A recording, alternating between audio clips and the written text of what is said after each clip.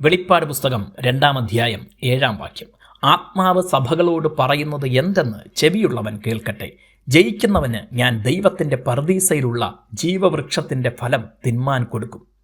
ജീവവൃക്ഷത്തെക്കുറിച്ച് ബൈബിളിൽ ആദ്യമായി നാം കാണുന്നത് ഉൽപ്പത്തി പുസ്തകത്തിലാണ്. ഇതുൾപ്പെടെ 12 തവണയാണ് ജീവവൃക്ഷം എന്ന വാക്ക് ഉപയോഗിച്ചിട്ടുള്ളത്. 4 എണ്ണം ഉൽപ്പത്തിയിൽ, 4 പ്രാവശ്യം സദൃശവാക്യത്തിൽ, 4 തവണ വെളിപ്പാട് പുസ്തകത്തിൽ.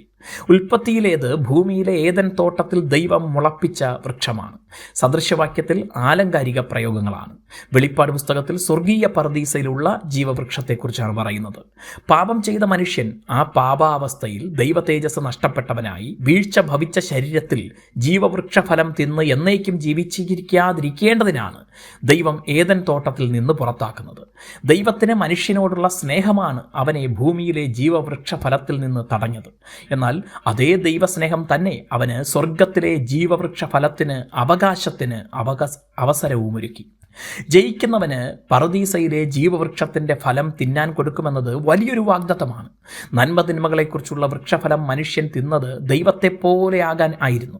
എന്നാൽ അവൻ പരാജിതനായി പിശാചിൻ്റെ അടിമത്തത്തിലേക്ക് വീണു.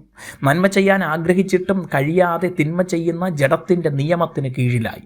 എന്നാൽ നഷ്ടപ്പെട്ടു പോയ ആത്മീയ ജീവനും ദൈവവുമായുള്ള ബന്ധവും തിരികെ പ്രാപിക്കാൻ ദൈവം മനുഷ്യനായി ഭൂമിയിൽ വന്നു. പാപത്തെയും ലോകത്തെയും പാതാള മരണങ്ങളെയും പിശാചിനെയും തൻ്റെ ജീവിതവും മരണവും കൊണ്ട് യേശുക്രിസ്തു പരാജയപ്പെടുത്തി പൂർണ്ണ ജയാളിയായി ഉയർത്തെഴുന്നേറ്റു. യേശുക്രിസ്തുവിൻ്റെ ജയം നമുക്ക് ജയിക്കാനുള്ള അവകാശവും അവസരവുമാണ്. നമ്മുടെ കഴിവിനാൽ, ശക്തിയാൽ ജയിക്കാനാകില്ല. എന്നാൽ യേശുവിൽ ജയം ഉറപ്പായും പ്രാപിക്കാം. യേശുക്രിസ്തുവിനെ സ്നേഹിച്ചനുസരിച്ച് ലോകത്തെയും പാപത്തെയും ജയിച്ച് ജീവവൃക്ഷത്തിൻ്റെ ഫലത്തിൽ പങ്കാളികളാകാം. ദൈവം നമ്മെ അനുഗ്രഹിക്കട്ടെ.